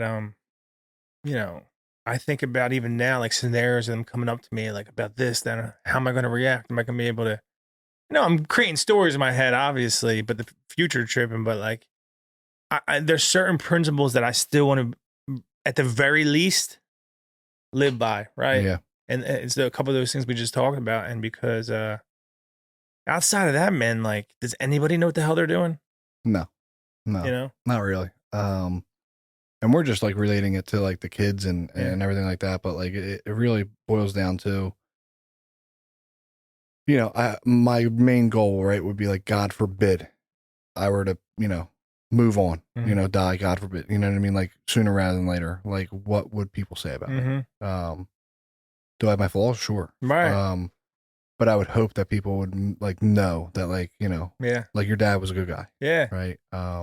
It's like, even to relate all of this, right? Like the podcast, you took a leap of faith and you're just doing it. No idea what the fuck you're doing. You started a little bit of a media company, taking photos, Shout out New Lens Media. New Lens.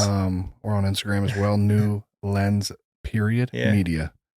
For all your small business needs and all of your personalized branding. We're here for you. Events, golf outings, whatever you need. Weddings. Yep. New Lens.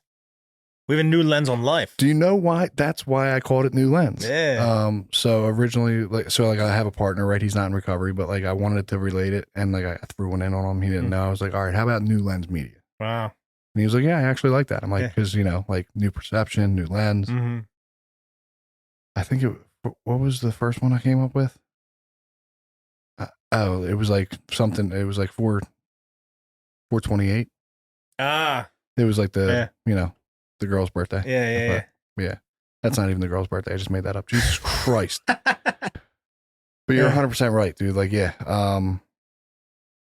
it's just all things considered, right? Like I'm just trying to pack good into this world. Right. And not, and there's times, right, where I say stuff in front of the kids where I'm like, I shouldn't be talking like this. Well, if anything, I think I want to be left to be like known as, we're not to be known as, we're talking grim here, but like I was real, I was authentic, you know what I mean? Like, and that's how I try and be in my relationships with people, whether it be friendships, partners, kids, well, hopefully with kids and friends, family. It's like, I'm not going to act like I'm perfect. You know what I mean? I'm not going to, try and paint you a picture of beauty. That's just not my style, man. I'm not good at that. Like, I'd rather be as authentic and real as possible to be like, dude, like, this sucks, or my perception of it sucks, where this is great in my life, this is going good, or, because that's how I stay centered, and that's how I stay grounded. Because if I can't be authentic to myself, it starts there, and then I'm authentic to you. It's like, maybe I can spread some good in this world. When right now, I think we're in a world where everyone's trying to keep up and compete with each other on a social media lens, or a whatever it is, like, and it's funny too, because we can get caught up in all that stuff, right?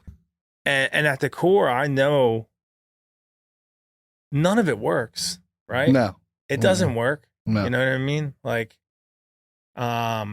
I could get in, have the most money in my bank account I ever had, and we're getting the best shape of my life. And I'm not saying that it's not good stuff for me, right? But the thing that's going to Could be completely miserable. fill my cup, it's like, no, you know? Yeah. I mean, we literally could do a whole nother episode on I that know. because that's like a very real topic. Well, let me just say this to you though, right? Because one of the conversations I had with Melissa early on was like, if we think that having children is going to make us happy, I think we're going into this with the wrong idea, you know? And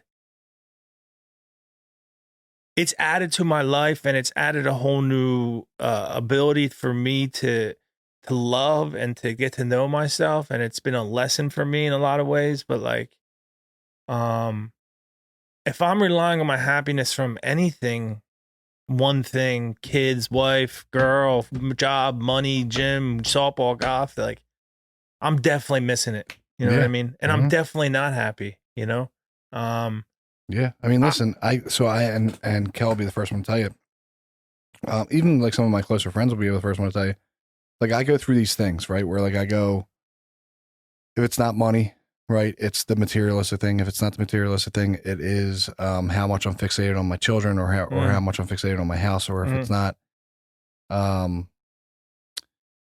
you know, if it's car, right, or like just like sports. The job, sports, right? Like I was heavy into softball, and then I was heavy into the gym. Like I have yet to find the balance yet for me, right?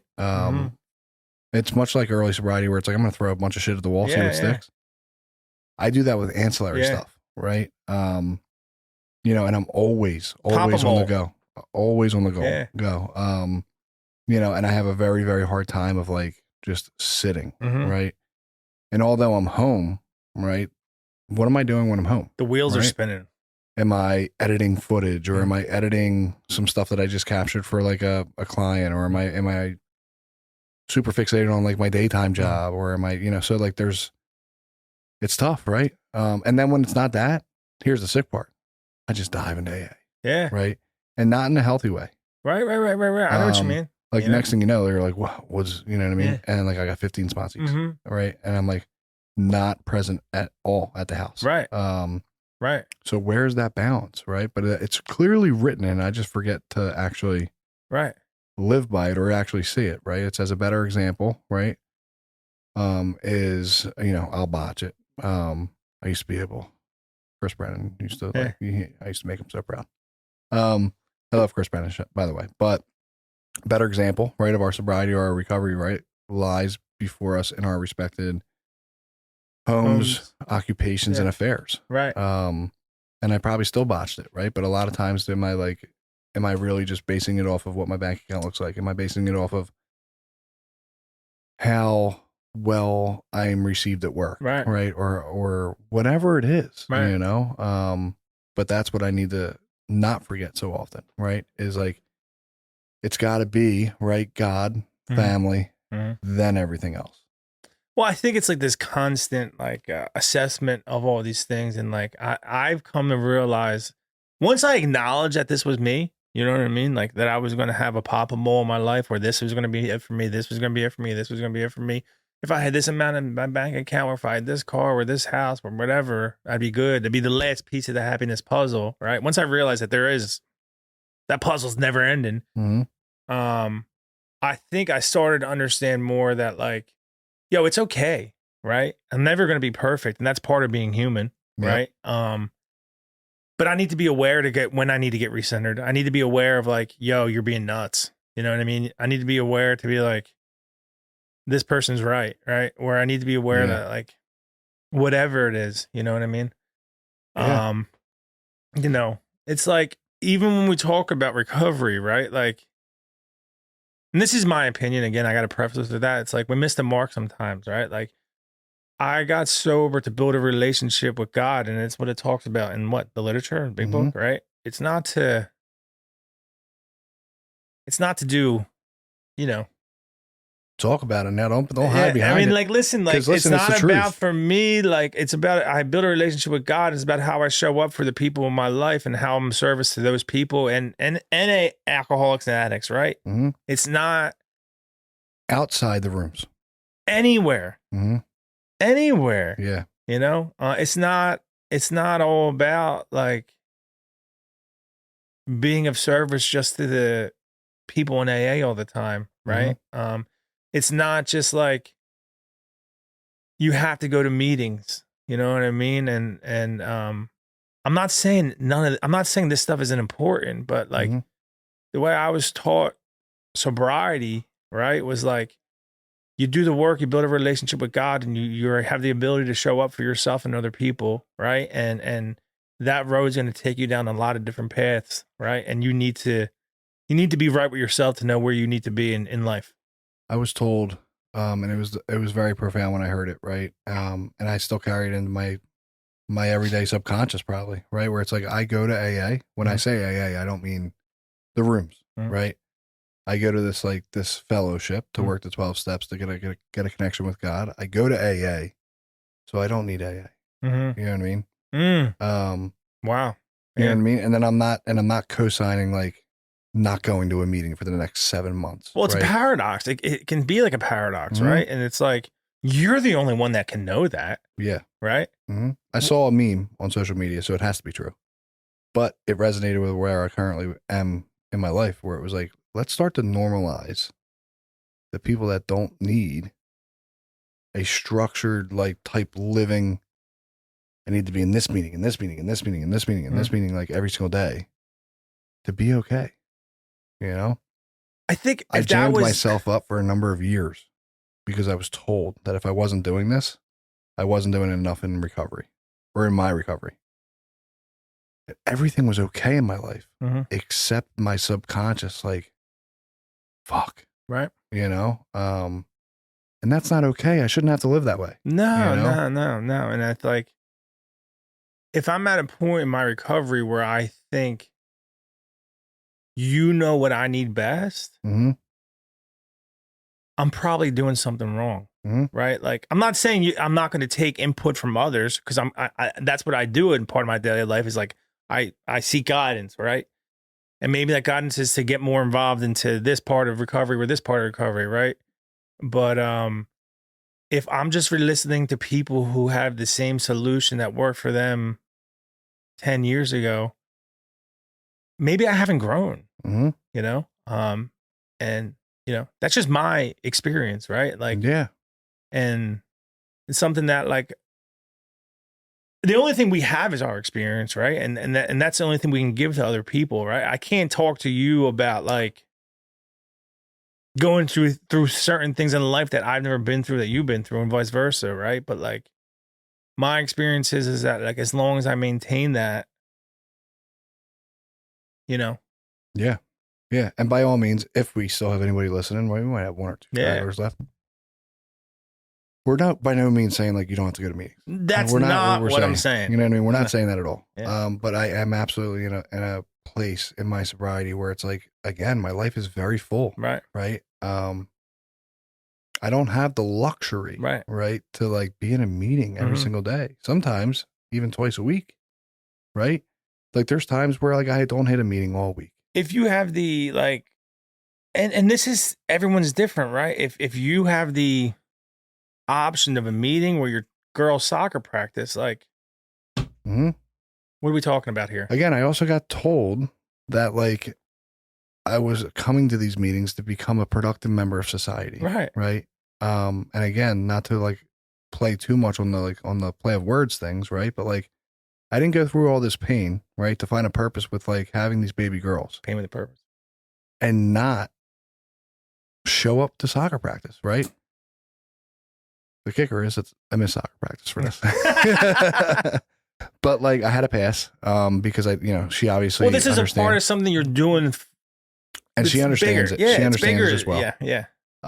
And like shout out because like, I mean, forever grateful for that. But, like we're working on like the season finale, right? Where like we're doing this and like there's definitely a good break coming up, but I'm at soccer practice. Yeah. You know what I mean? I am there for my children. Like I'm there I'm that guy now with like a camera and a huge lens taking pictures of my kids. And if you were to ask me, if you were to call me like, hey, like, what do you think? I'm like, your daughter's soccer practice. 10 out of 10 times. Yeah. You know? Absolutely. Now, if it was like this or like, like going to watch UFC fights, I'm sorry, like soccer practice or like going to watch UFC fights, it's like, it's not even a thought. Right. You know what I mean? I just most recently, and we'll shut it down after this, I promise. But like I most recently started like, with the UFCs being like on Saturday nights, right? I would go to like Johnny Butler's house a couple times, and I would go with McDowell. Right. Shout out McDowell, Yeah. young soul, that kid. Wow. Young hopper. And you know, like, and they're telling me the timeline. Yeah. On like the night, and I'm like, hold on, fellas.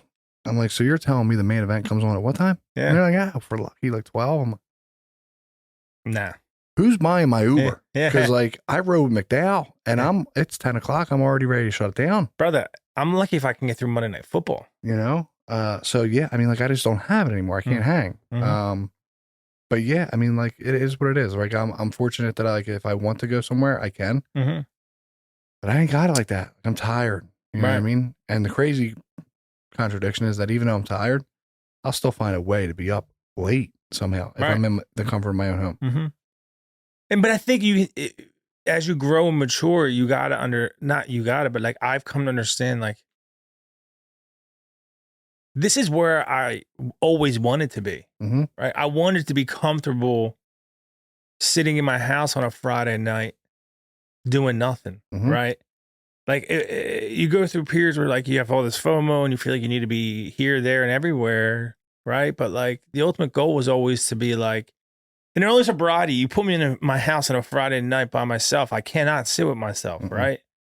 And like I believe that's a testament to where I'm at, right? It's like, yo, can I sit by myself and do nothing on a Friday night? Mm-hmm. If I can, I'm probably doing pretty good. Mm-hmm. Furthermore, like that's the goal at this point. You know what I mean? It's the best. Rewind like probably 3-4 years ago, and like when McDowell, I don't even know how much time he's got sober, right? But he's the only example I have. He'd be like, "So what are you doing this weekend?" I'm like, "What? Yeah. What am I doing this weekend?" You see a lot of people like a couple years less than you, right? Mm-hmm. And you're like, he'll get there, brother. Yeah, you know. And it wasn't like a fear of missing out. It was just like he was like, "So you don't ever?" I'm like, "Nah, man. Like, go where? What do you want me to do? Where we going? AC? No. Most times, that's just where my life is. Yeah. You know? Even now, a lot of times I prefer to even like watch the Birds game like by myself. Yeah, well, we're not there yet. Yeah, I had to throw a whole fit the other day. Yeah, I was like, girls, if you can't figure it out right now, I'm gonna need you to go upstairs. Yeah, because like this is like your time. Yeah, no talking right now unless you're cheering. Okay, I don't need cartwheels going on right now. Yeah. But before we start going in a whole nother tangent, right? I've asked everybody, you're season 20, you're the finale. We're probably going to have to shave some minutes off of this. And I'm just going to pick out the best stuff. But this will definitely fall into the mix of like being in the best stuff. So like you went through a ton of pain, right? And we didn't really talk on much of it, right? Not that we really have to. But how have you turned that into a purpose? With the most recent events, right? Now being in the forefront of your mind. You know, I don't know if you or anyone experienced this, but like there was a point in my recovery where I felt like I was meant to be here. You know what I mean? Like I found outside of like helping me resolve my drinking and drug problem, right? Like AA taught me a way, and we just kind of talked about it, to be comfortable with myself, right? And once I was able to get comfortable with myself, like I use this analogy, like even before drugs and alcohol, if my life was like the shape of a pizza, I was always missing one slice, right? And like AA and recovery allowed me to put that slice back into my life, right? So my purpose because of that is to like, I think sometimes just bring some humor and some lightness to life. You know what I mean? Like we talked a lot about some heavier stuff, some lighter stuff tonight, but like at my core, man, I still try and be just a ball busting, having a good time guy from Northeast Philly who says like, yo, I get it, man, what you're going through. And I promise you it's going to be okay. You know what I mean? It might not be today, but all I can do is just tell you like, just don't take yourself that serious, you know? And then furthermore, now, I guess in this new phase of my life, my purpose is like how I can figure out and do enough work on myself to be a good father. You know what I mean? And to try and show up for my daughters, you know, in a way that exceeds most. You know what I mean? And I'm not saying it's a competition, but like Well, it's not even a competition with others. It's like really exceeds your own expectations. Yeah. Right. Yeah. Yeah. Because being from Morel Park, I don't know. You know what I mean? If you didn't know, you exceeded it already. You've already did it. You're living it. Yeah. You know, not to say that that's like, you know, No, there's nothing wrong with Morel Park. Yeah, no, it's the best. But like the life that I live, the life that my kids live, already far exceeds what I thought was even possible for them. You or just myself. brought up a great point. Like if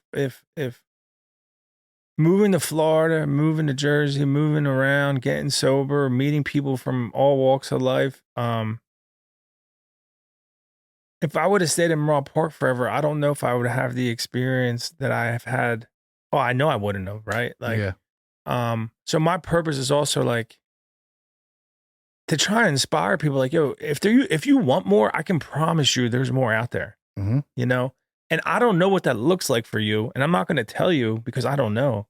But if you're not comfortable and okay with where you're at today and what you're feeling, dude, just do it. You know what I mean? Like, do a podcast, start doing photography. You know what I mean? Like, I don't know. You know what I mean? Like, just something I've seen, and there's been some times where like the regret or whatever, but people who just took that leap of faith, like a lot of times it fucking worked. You know? Yeah. And again, like, I'm not saying like if I would have stayed stuck in like, you know, I'm okay, you know, going to Patty Wax on a Friday night, I don't know if my life would have ever felt full, you know? I don't know. It probably wouldn't have, but it was like the main presence of like why I started Pain with a Purpose, right? Yeah. So like sober's cool, right? Recovery's awesome. I wouldn't have anything without it. But I'm also allowed to want more. Of course. You know? And I shouldn't have to feel bad about wanting more. And I'm not talking about from a fucking monetary standpoint for anybody that may be listening, right? It's not about any type of like financial gain, right? It's like, what am I doing on my day-to-day basis after, you know, a number of years sobriety, right? To have more, and more, just more life, right? I'm even experiencing, I just had this conversation yesterday where it was like, now that I'm a father, right? And my life has been crazy for 6 months, and I'm starting to see that there's going to be some light for some room in my life. Like, what's next for me? Is this a good time to tell Melissa that you're going to global? Yeah. So Melissa, Matt's coming to global. I'm not even going to global. No. Yeah. Yeah. But yeah, I mean, dude, and that's the whole thing, right? Like, I just want more life. That's it. And I don't know what that is. Again, it doesn't have to be from a monetary end, you know? No. Maybe it's like, you know, I've seen people get into some cool hobbies at junctures in their life, you know, like. Brother, I used to think photography was corny. Yeah, I know. Now I'm out there, no shame, dude. Big ass lens, the whole nine. Dude, growing up in like, you know, like if you like played an instrument, you're like, dude, dork. You know, like how wrong were we? Severely. Yeah. Some of the smartest people I know. Like, you know what I mean? Shout out Shane Smith. Yeah. I think he played it's definitely not, but I always say he played the trumpet. Yeah. He didn't play the trumpet. I think it was the drums. Yeah. But you know what I mean? Like, I look at these high school kids now and I'm like, Jesus Christ, dude. The amount of like thought and attention that has to go, and like whatever, we're just going on another tangent, but like, do whatever you want. Dude. You know what I mean? You know? But you know what it was? It was the fear of being judged.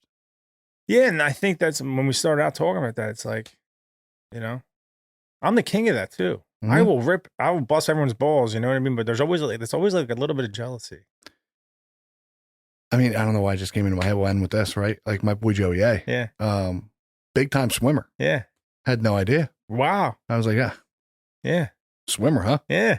You know what I mean? Immediately went to judges. Yeah. Like, hi, big time swimmer. Yeah. Then you see him like at like, you know, like these barbecues and whatnot. I'm like, holy shit, dude, you really swam. Yeah. It sounded so weird, but like, like whatever, dude. Like, whatever. You know, do whatever you want in this world, right? And I think it was actually last episode where Stas said like, recovery for me has been like my passport to life. I can do whatever the fuck I want. Whatever.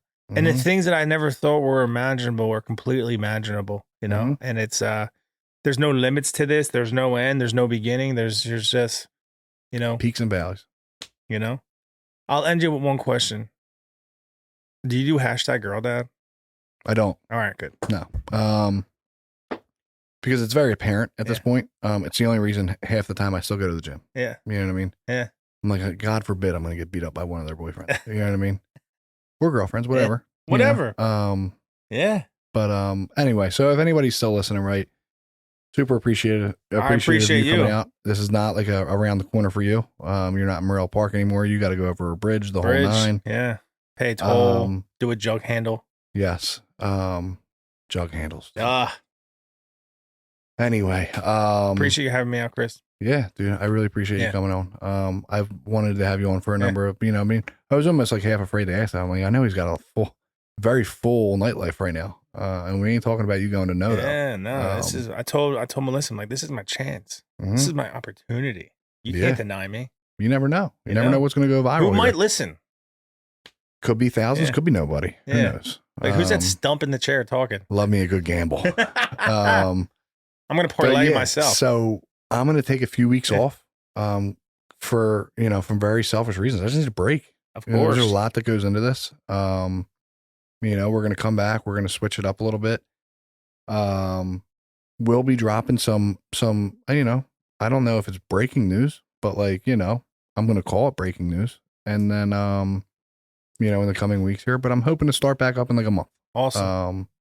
Switch the bit a little bit. Yeah. Have some different guests on. We definitely touched on like the pain with the purpose side of things, but now I want to touch on like others people's pains, right? Like not substance abuse. Yeah.